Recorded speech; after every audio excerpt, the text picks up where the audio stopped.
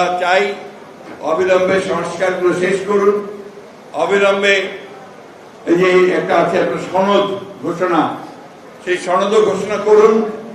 আর দয়া করে নির্বাচনের যে তারিখটা নির্ধারণ করেছেন আমাদের ভারপ্রাপ্ত চেয়ারম্যান জনাব তারেক রহমানের সঙ্গে লন্ডনের বৈঠকে বসে যেটা জাতীয় অনুপ্রাণিত হয়েছে, আশান্বিত হয়েছে, সেই সময়টাতে নির্বাচন দিন, মানুষকে তার অধিকারটা ফিরিয়ে দিন।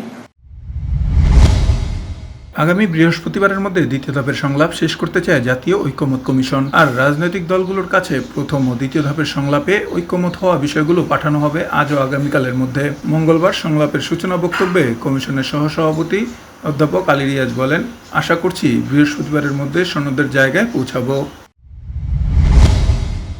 জুলাই সনদের খসড়াকে অসম্পূর্ণ বলে মনে করে জামায়াতে ইসলামী। একই সঙ্গে নির্বাচিত সরকারকে 2 বছরের মধ্যে বাস্তবায়নের প্রস্তাব বিপজ্জনক বলেও মনে করে দলটি। জামায়াতের নায়েবে আমির শহীদ আবদুল্লাহ মোহাম্মদ তাহের বলেছেন, সনদ অসম্পূর্ণ এবং কিছু অংশ বিপজ্জনক। তবে কমিশন বলছে খসড়া একটি নমুনা মাত্র। তবে যদি সেটাই গ্রহণ করা হয় তাহলে প্রস্তাবিত সনদ গ্রহণ করা যাবে না। মঙ্গলবার ফরেন সার্ভিস একাডেমিতে দ্বিতীয় ধাপের 21 দিনের সংলাপের বিরতিতে কথা বলেন তিনি।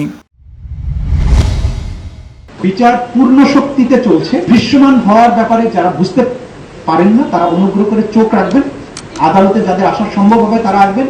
বিচার প্রক্রিয়া নির্দিষ্ট গতিতেই চলছে, স্ট্যান্ডার্ড মেনটেন করে আমরা করছি এবং এটা সমাপ্ত অবশ্যই আমরা নির্ধারিত সময়ের মধ্যে করবো ইনশাআল্লাহ। যেভাবে বিচার প্রক্রিয়া আগাচ্ছে, টপ কমান্ডারদের বিচার, একটা বড় অংশের বিচার আগামী ডিসেম্বরের মধ্যেই সমাপ্ত হবে বলে আমরা আপনাদেরকে আশ্বাস দিতে পারি।